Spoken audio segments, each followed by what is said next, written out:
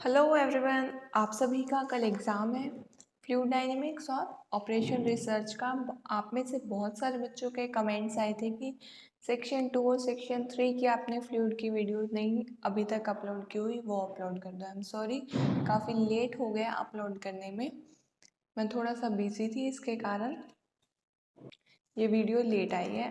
अभी भी आपके पास आज की पूरी रात है और कल मॉर्निंग 10 AM तक का टाइम है आपके पास, पूरा आप इसको कवर कर लो। ज़्यादा लंबी वीडियो नहीं है तो आप इसको इजीली देख सकते हो। इसके अलावा आई होप ऑलरेडी मैंने जो सेक्शन 1 की 3 वीडियोस डाल रखी हैं फ्लूइड की, वो देख ली होंगी, और सेक्शन 4 की जो 22 क्वेश्चंस के वो भी देख ली होंगी। ऐसे ही कल आपका ऑपरेशन रिसर्च का एग्ज़ाम है, उसमें भी मैंने इन्वेंट्री की, क्यूइंग की और पर्ट CPM की वीडियो ऑलरेडी डाल रखी है। सीक्वेंसिंग कोई बहुत ज़्यादा मुश्किल सेक्शन नहीं है, इजीली हर बच्चे को आसानी से आता होता है। इवन मैं तो देखती हूँ कि जो भी बच्चा, अगर यूँ है ना कि उसको OR का एक ही सेक्शन आता है तो वो सीक्वेंसिंग ही होता है, ठीक है।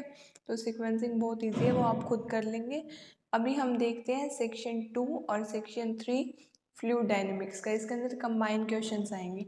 सेक्शन 2 के अंदर सबसे ज़्यादा क्वेश्चन बनेंगे कॉम्पोनेंट्स से। तो कॉम्पोनेंट्स के मैंने ज़्यादा क्वेश्चन नहीं लिए हुए, 2 या 3 क्वेश्चन ही लिए हुए हैं, ताकि उस टाइप के आप बाकी के क्वेश्चंस भी खुद कवर कर लो। अब और देर ना करते हुए हम चलते हैं फर्स्ट क्वेश्चन की तरफ। देखते हैं फर्स्ट क्वेश्चन की स्टेटमेंट क्या है। फर्स्ट क्वेश्चन की स्टेटमेंट है, what is the value of F2 in components of acceleration in Cartesian coordinates. Components of acceleration in Cartesian के अंदर आपके पास F2 की वैल्यू क्या होती है। F2 की वैल्यू, अगर आपने कंपोनेंट ऑफ एक्सेलरेशन पढ़ रखा है तो आपको पता है फर्स्ट कंपोनेंट तो क्या आएगा, यानी कि कंपोनेंट का जो फर्स्ट वैल्यू है वो क्या आएगी, curl V by curl T। Check करते हैं क्या तीनों में curl V by curl T है। हाँ, तीनों में ही curl V by curl T है, अदरवाइज हम एक ऑप्शन को तो ऐसे ही नेग्लेक्ट कर सकते थे। अब इसके बाद ध्यान से देखिए हमारे पास क्या होता है, u का देखो, अब यहाँ पे अगर आपने curl V by curl T लिया है ना, तो तीनों के अंदर ही कर्ल V ही आएगा। अब इसके अंदर तो कर्ल u लिखा हुआ है तो ये कैंसिल, यहाँ पर इस u की जगह मैं कह रही हूँ v आएगा। अब यहाँ पे क्या है, एक में u है, एक में v है और एक में w है। आपको मैंने कंपोनेंट्स कराते हुए ये पहचान बताई थी कि F1 के अंदर यहाँ भी u आएगा और इन तीनों में भी u आएगा। F2 के अंदर यहाँ भी v आएगा और इन तीनों में भी v आएगा। F3 के अंदर यहाँ भी w, यहाँ भी w, यहाँ भी w और यहाँ भी w। अब हमारे पास सेकंड कंपोनेंट पूछ रखा है तो चारों में v आना चाहिए। सिर्फ इतना देखते ही आपके ये दोनों ऑप्शन क्या हो गए, गलत, ठीक है। अब आपके पास ऑप्शन क्या है, या तो थर्ड आएगा और थर्ड में भी कोई गलती हुई तो नन।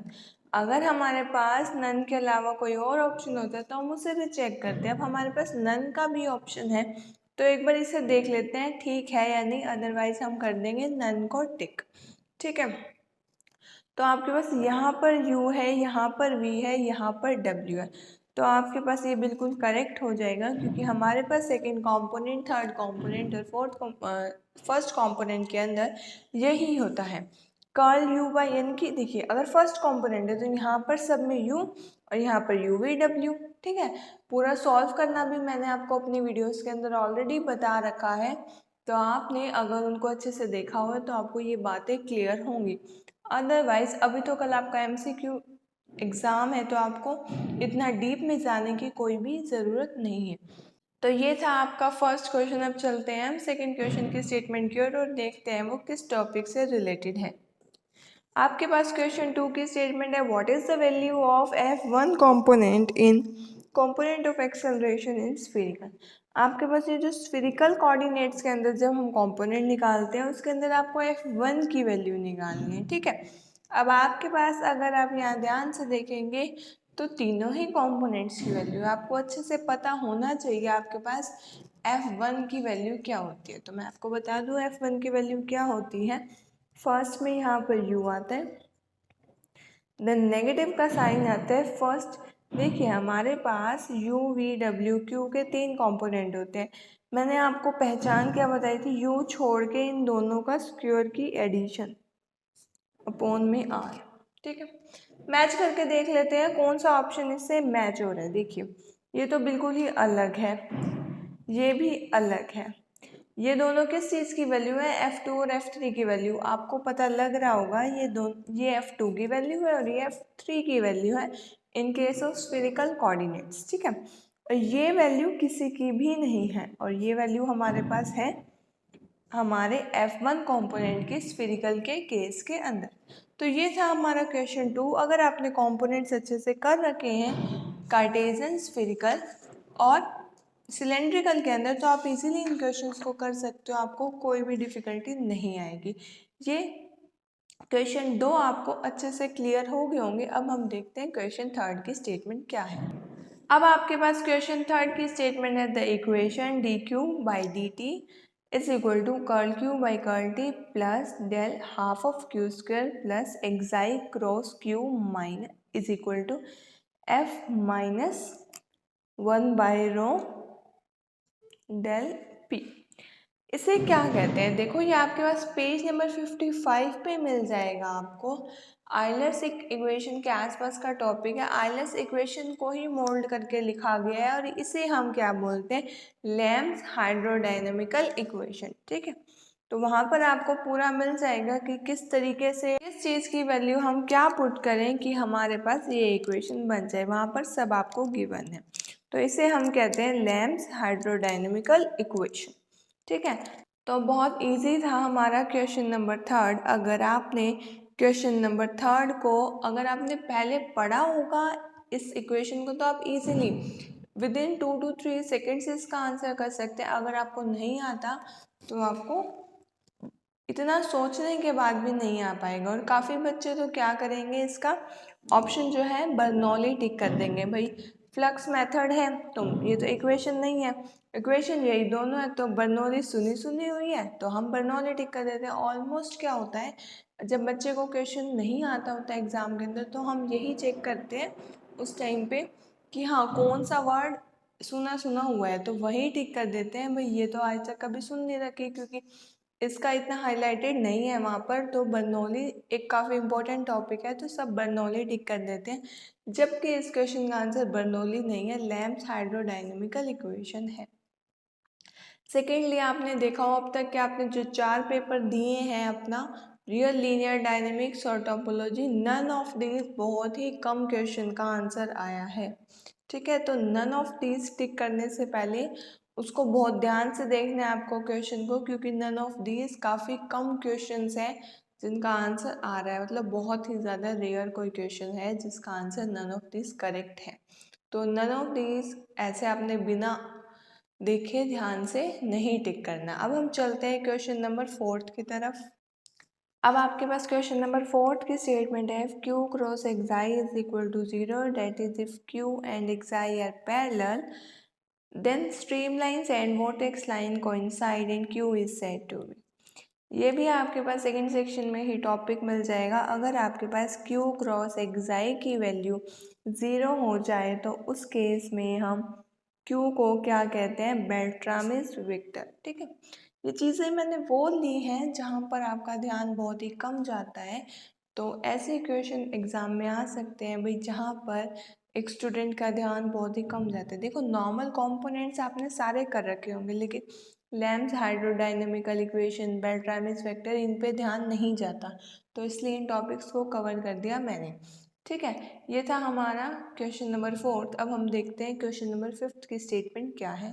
5th क्वेश्चन की स्टेटमेंट है, we know u is equal to minus curl xi by curl Y and v is equal to curl xi by curl X and phi is called. आपके पास यहाँ पर phi ये जो है इसका, इसे हम क्या कहेंगे, ऑप्शन है stream function, current function, Lagrange stream function या ऑल ऑफ दिस।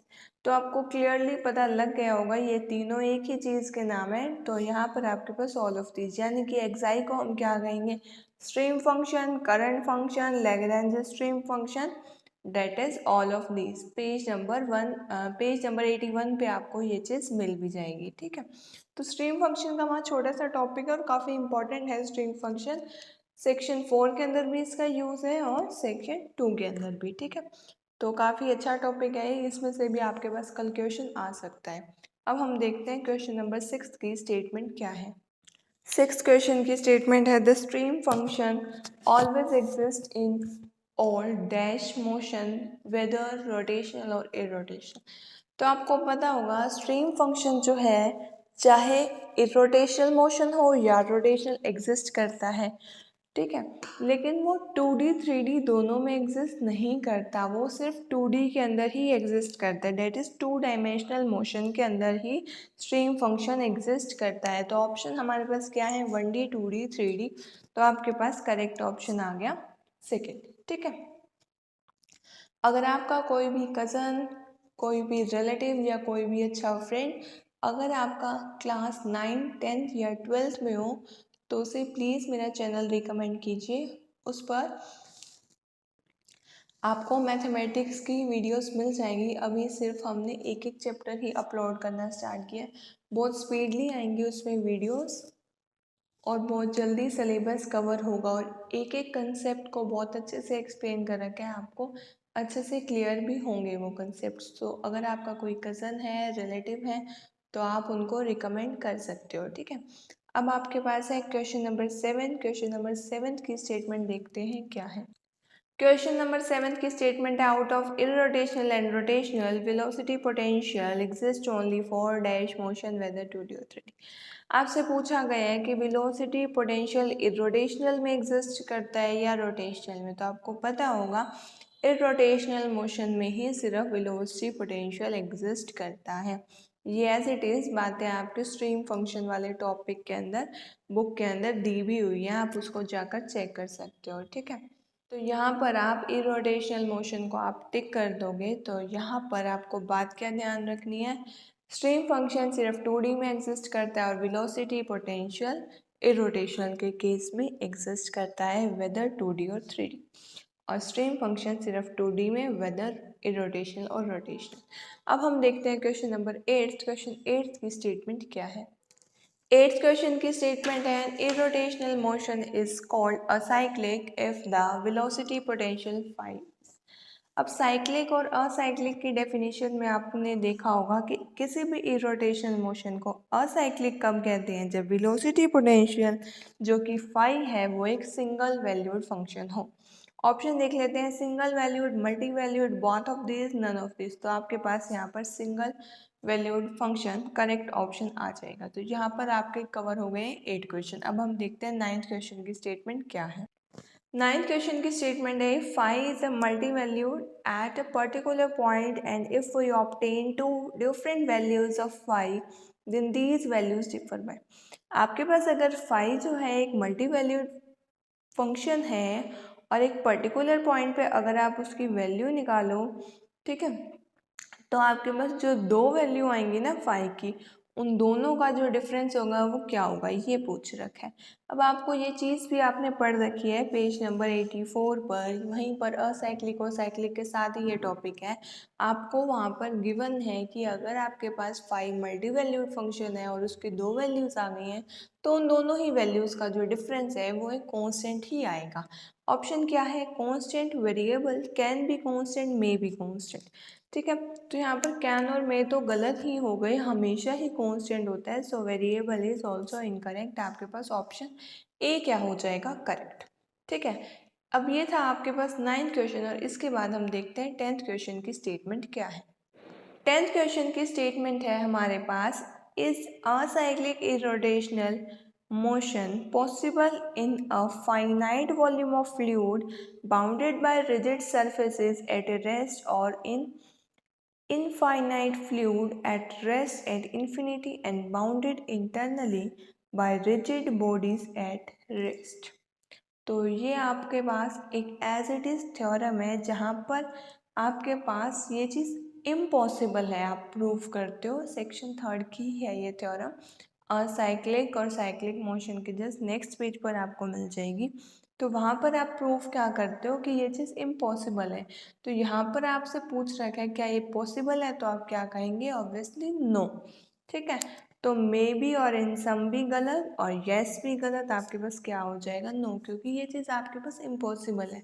पूरा प्रूफ आपको उस पेज पर भी मिल जाएगा, ठीक है। तो यहाँ पर आपके हो चुके हैं 10 क्वेश्चंस कवर। अब हम देखते हैं 11th क्वेश्चन की स्टेटमेंट क्या है। 11th क्वेश्चन आपका यूनिकनेस थ्योरम पर बेस्ड है। By uniqueness theorem, if the region occupied by the fluid is finite, then how many irrotational motion of fluid exist when the boundaries have prescribed velocities?